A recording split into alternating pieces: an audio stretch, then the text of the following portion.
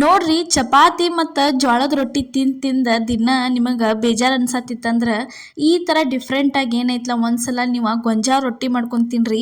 ಈಗಂತೂ ಈ ಥರ ರೊಟ್ಟಿ ತಿನ್ನೋದ ಜನ ಕಡಿಮೆ, ಆದ್ರೆ ಇದರ ಟೇಸ್ಟನ್ನು ಯಾವ ರೊಟ್ಟಿನೂ ಇರಂಗಿಲ್ಲ.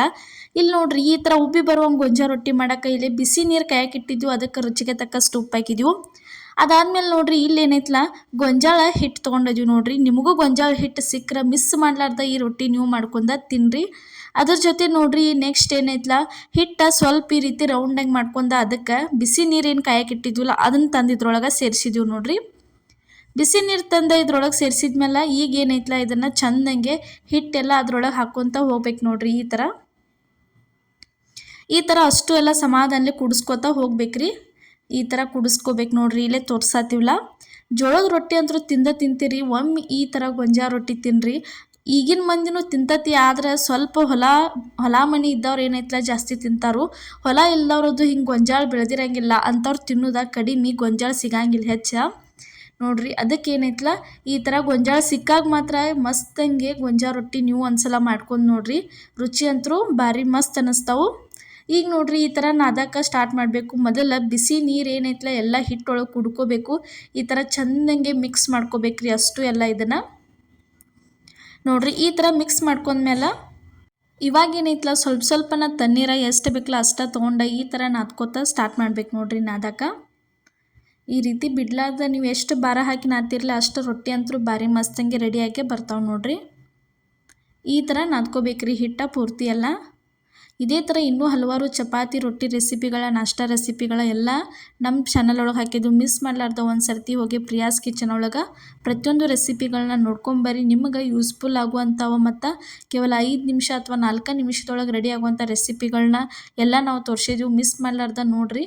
ಮತ್ತು ಹೊಸಬ್ರು ಯಾರೇ ಈ ಚಾನಲ್ನ ಈಗ ಫಸ್ಟ್ ಟೈಮ್ ವಿಡಿಯೋ ನೋಡತ್ತಿದ್ರೆ ಮಿಸ್ ಮಾಡಲಾರ್ದ ಸಬ್ಸ್ಕ್ರೈಬ್ ಮಾಡೋದು ಮಾತ್ರ ಮರ್ಯಾಕೆ ಹೋಗಬೇಡ್ರಿ. ಇಲ್ಲಿ ನೋಡ್ರಿ ಇವಾಗ ಹಿಟ್ಟಂತೂ ರೆಡಿ ಆಯ್ತು. ನೋಡ್ರಿ ಗೊಂಜಾಳ ಹಿಟ್ಟ ನಾದಿದ್ವು, ಅದನ್ನು ಸೈಡ್ಗಿಟ್ಟ ಇಲ್ಲೇ ತವಾ ಕಾಯಕ್ಕಿಟ್ಟಿದ್ವು. ತವಕ್ಕೆ ಒಂದು ಸ್ವಲ್ಪ ಎಣ್ಣೆ ಹಾಕ್ಬೇಕ್ರಿ.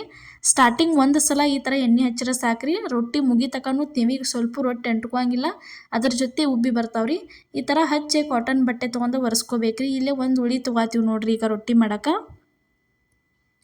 ಈ ಥರ ಉಳ್ಳಿ ತೊಗೊಂಡು ರೌಂಡಾಗಿ ಮಾಡ್ಕೋಬೇಕ್ರಿ. ಕೈಲೇ ಸ್ವಲ್ಪ ಮೊದಲು ಮಿದ್ದಬೇಕು, ಅದಾದ್ಮೇಲೆ ರೌಂಡಾಗಿ ಮಾಡ್ಕೊಂಡು ಇಲ್ಲೇ ಈಗ ತಟ್ಟಾಕ ಸ್ಟಾರ್ಟ್ ಮಾಡ್ಬೇಕ್ರಿ ರೊಟ್ಟಿ ಬಡಿಯಾಕ. ಇಲ್ಲಿ ನೋಡ್ರಿ ಅದನ್ನು ರೊಟ್ಟಿ ಬಡಿಯಾಕು ಕೆಳಗೆ ಹಿಟ್ಟು ನಾವೇನೈತಲೆ ಗೊಂಜಾಳ ಹಿಟ್ಟನ್ನು ಯೂಸ್ ಮಾಡಿದ್ವು. ಈ ಥರ ನೋಡ್ರಿ ಬಲಗೈಯಿಂದ ಆ ಥರ ರೊಟ್ಟಿ ತಿರುಗಿಸ್ಬೇಕ್ರಿ. ಇಲ್ಲಿ ಏನೈತಲ್ಲ ಎಡಗೈ ಇರ್ತೈತಲ್ಲ ಕಿರ್ಬಳ್ಳಿನಿಂದ ಈ ರೀತಿ ರೊಟ್ಟಿ ತುದಿ ಒಳಗೆ ಒತ್ತಬೇಕ್ರಿ.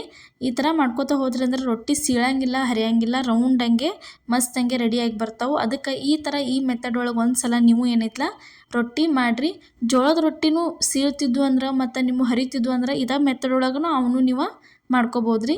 ಇಲ್ಲಿ ನೋಡ್ರಿ ಇವಾಗ ಒಂದು ಸ್ವಲ್ಪ ಅದು ದೊಡ್ಡದಾದ್ಮೇಲೆ ಎರಡು ಕೈಲೇ ಈ ರೀತಿ ತಟ್ಟಾಕ ಸ್ಟಾರ್ಟ್ ಮಾಡಿಬಿಡ್ಬೇಕು. ನೋಡ್ರಿ ಈ ಥರ ಮಸ್ತಂಗೆ ರೌಂಡಂಗೆ ಯಾವ ರೀತಿ ಆಗಿ ಬರ್ತಾವಂತ ಹೇಳಿ ತೋರ್ಸಾತೀವಿ. ನೋಡ್ರಿ ಹರಿಯಾಂಗೂ ಇಲ್ಲ, ಏನೂ ಇಲ್ಲ, ಕಟ್ ಆಗಂಗಿಲ್ಲ.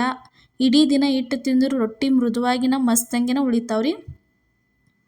ರೊಟ್ಟಿ ರೆಡಿ ಆಯ್ತು ನೋಡ್ರಿ. ಈಗ ತವಾ ಅಂತೂ ಕದಿತ್ತು, ತವದ ಮೇಲೆ ತಂದ ರೊಟ್ಟಿ ಹಾಕಿದ್ವಿ. ನೋಡ್ರಿ ರೊಟ್ಟಿ ಹಾಕಿ ಒಂದು ಕಾಟನ್ ಬಟ್ಟೆ ತೊಗೊಂಡು ಅದು ಸ್ವಲ್ಪ ತಣ್ಣೀರೊಳಗೆ ಎದ್ದೆ ಈ ಥರ ನೋಡ್ರಿ ಸುತ್ತಲೂ ಎಲ್ಲ ಚಂದಂಗೆ ರೊಟ್ಟಿಗೆ ಹಚ್ಕೋಬೇಕ್ರಿ.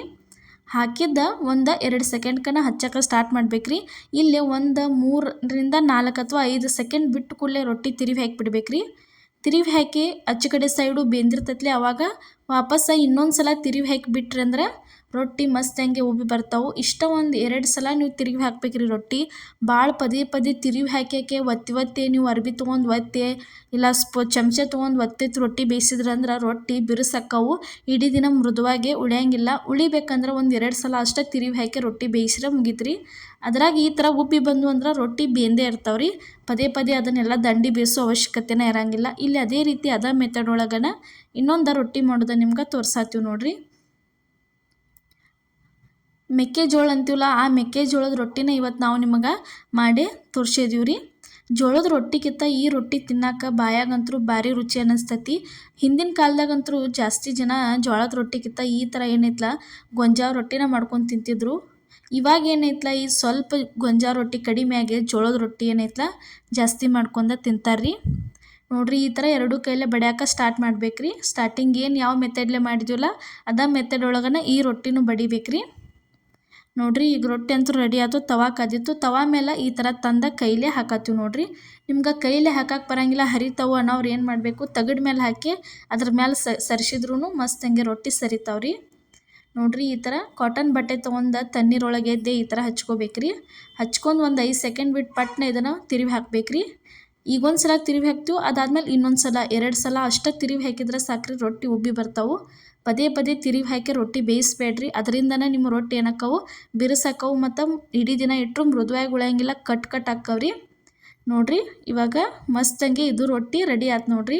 ಉಬ್ಬಿ ಬರತೈತಿ, ಯಾವ ರೀತಿ ಉಬ್ಬಾತೈತಿ ಅಂತೇಳಿ ತೋರ್ಸಾತೀವಿ ನೋಡಿರಿ. ಇವತ್ತು ನಾವು ಮಾಡಿದಂಥ ಗೊಂಜಾಳ ರೊಟ್ಟಿ ರೆಸಿಪಿ ನಿಮ್ಗೆ ಇಷ್ಟ ಆಗಿತ್ತಂದ್ರೆ ಮಿಸ್ ಮಾಡಲಾರ್ದ ಏನೈತಲ್ಲ ನಮ್ಮ ಚಾನಲ್ಗೆ ಸಬ್ಸ್ಕ್ರೈಬ್ ಮಾಡಿರಿ ಮತ್ತು ಕಮೆಂಟ್ ಒಳಗೆ ತಿಳಿಸ್ರಿ ರೊಟ್ಟಿ ಇಷ್ಟ ಆಗಿದ್ರೆ.